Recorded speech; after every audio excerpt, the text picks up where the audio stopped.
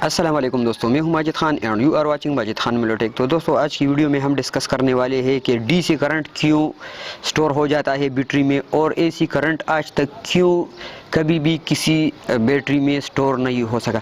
तो दोस्तों वीडियो शुरू करने से पहले मेरे आपसे रिक्वेस्ट है कि आप चैनल को सब्सक्राइब करो, वीडियो को लाइक करो एंड बेल आइकन को प्रेस करो ताकि इस तरह की हर अपडेट आपको टाइम पर मिलती रहे। तो दोस्तों चलते हैं टॉपिक की तरफ। तो दोस्तों सबसे पहले हम जानते हैं कि डीसी करंट क्या होता है और ये किस तरह वर्क करता है। तो दोस्तों जैसा कि आपको इस चार्ट में नज़र आ रहा है, इधर मैंने डायग्राम में आपको डीसी करंट दिखाया है। तो पहले हम समझते हैं कि डीसी करंट क्या होता है, ये किस तरह स्टोर होता है और फिर उसके बाद मैं आपको समझाऊंगा कि डीसी करंट क्यों स्टोर नहीं होता। तो दोस्तों चलते हैं अब टॉपिक की तरफ। तो दोस्तों जैसे आपको नज़र आ रहा है, जब भी कोई भी डीसी करंट ट्रेवल करती है तो उसका प्लस सिरे से लेकर आखिर तक प्लस ही रहता है, मतलब ये पॉजिटिव रहता है, और इसका ये जो माइनस है, जो नेगेटिव करंट होता है, तो वो लास्ट तक नेगेटिव रहता है, वो चेंज नहीं होता।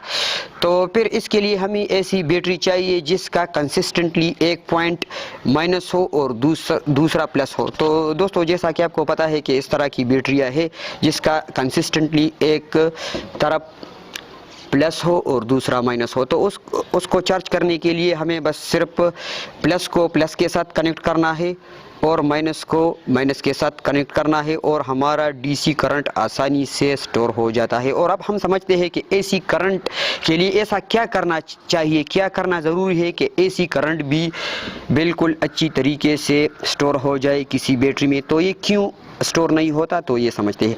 तो दोस्तों डीसी के अगेंस्ट एसी करंट का जो सिस्टम है और जो प्रिंसिपल है वो बिल्कुल ही मुख्तलिफ है।